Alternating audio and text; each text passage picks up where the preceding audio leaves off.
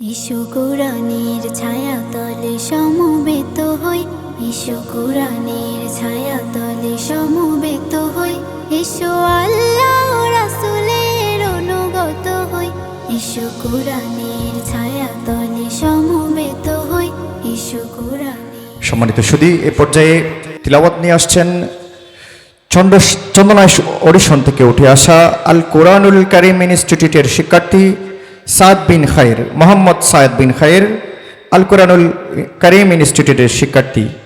আমাদের বন্ধুকে mystery box থেকে তার পছন্দের পাড়ার একটি কার্ড সংগ্রহ করার জন্য অনুরোধ করছি। মঞ্চে চলে আসুন।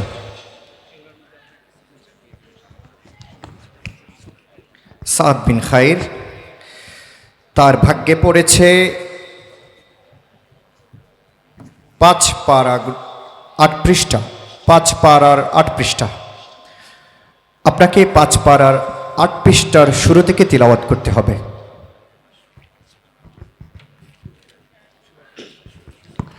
আসসালামু আলাইকুম ওয়া রাহমাতুল্লাহি ওয়া বারাকাতুহু। আউযু বিল্লাহি মিনাশ শাইতানির রাজীম।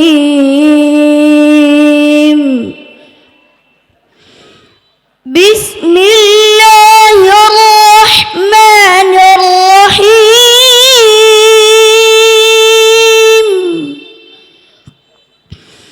ومن يطع الله والرسول فأولئك مع الذين أنعم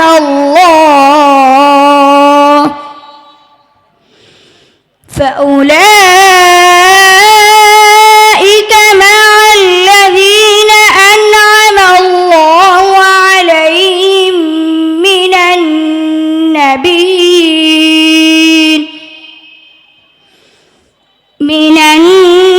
النبيين والصديقين والشهداء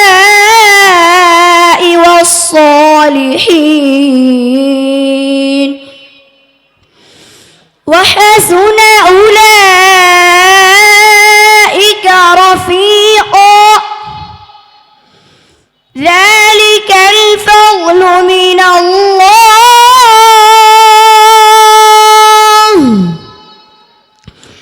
وكفى بالله عليما يا أيها الذين آمنوا خذوا حذركم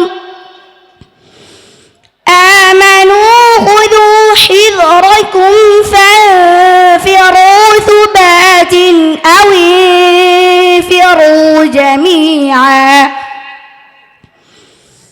وإن منكم لمن ليبطئن فإن أصابتكم مصيبة قد أصبتم مثليها আবার পড়ো وإن منكم لمن ليبطئن فإن أصابتكم مصيبة قال قد أنعم الله علي إذ لم أكن معهم شهيدا ولئن أصابكم فضل من الله ليقولن كأن لم تكن بينكم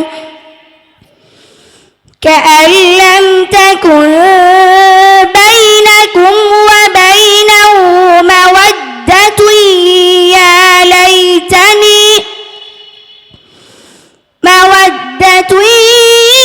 يا ليتني كنت معهم فأفوز فوزا عظيما فليقاتل في سبيل الله الذين يشرون الحياة الدنيا بالآخرة خيره ومن يقاتل في سبيل الله فيقتل أو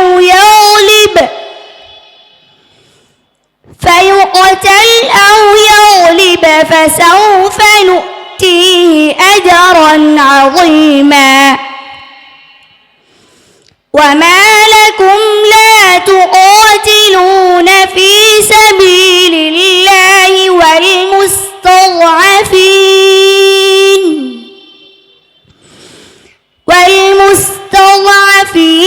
من الرجال والنساء والولدان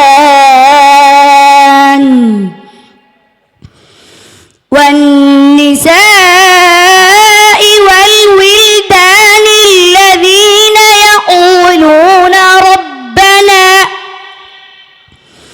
يقولون ربنا أخرجنا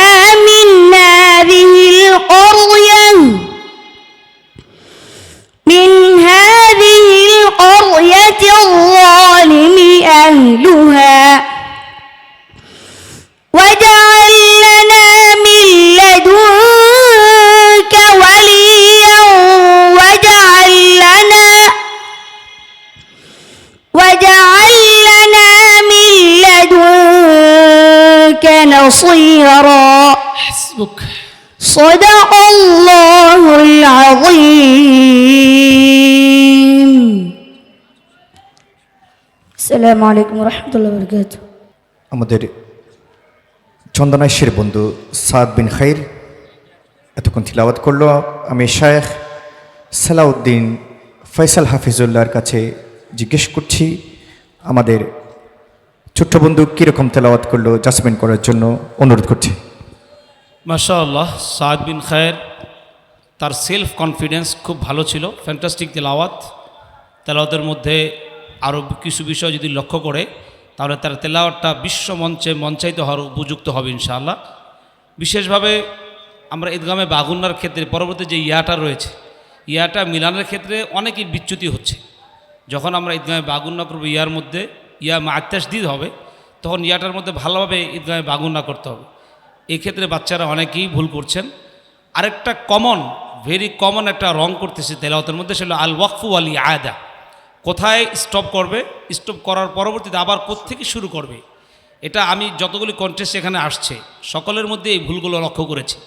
তো এই বিষয়ে আমি সকল হুফাজে কেরাম, আসাতিজা কেরাম এবং কোরআন প্রেমী বন্ধুরা যারা রয়েছে তাদেরকে সাজেস্ট করব যে যারা ওয়াকফি আদার কোরআনগুলি রয়েছে, ওয়াকফি আদার কোরআন মজিদগুলি তোমরা সংগ্রহ করবে এবং ওস্তাদের তত্ত্বাবধানে খুব বুঝে যদি আমরা শুরু থেকে যখন নাজেরা পড়ে বাচ্চারা তখন থেকে যদি আমরা ওয়াকফে আদায় অভ্যস্ত করি তাহলে এই ভুলগুলো থেকে সহজেই বাঁচা সম্ভব হবে। আমি ওর উজ্জ্বল ভবিষ্যৎ কামনা করি এবং আজকে যারা এই এত সুন্দর একটা আয়োজন উপহার দিয়েছেন, সারা দেশ এবং দেশের বাহির থেকে যারা এই আয়োজনকে উপভোগ করছেন দেখছেন, সকলকে আন্তরিক মোবারকবাদ জানাই। আসসালামু আলাইকুম ওয়া রাহমাতুল্লাহি ওয়া বারাকাতুহু। আমাদের সম্মানিত বিচারকের পরামর্শ আমাদের বন্ধুর জন্য আগামীর পথ চলার সঙ্গী হবে বলে আশা করছি। শুভকামনা রইল বন্ধু সাদ বিন খাইরের জন্য।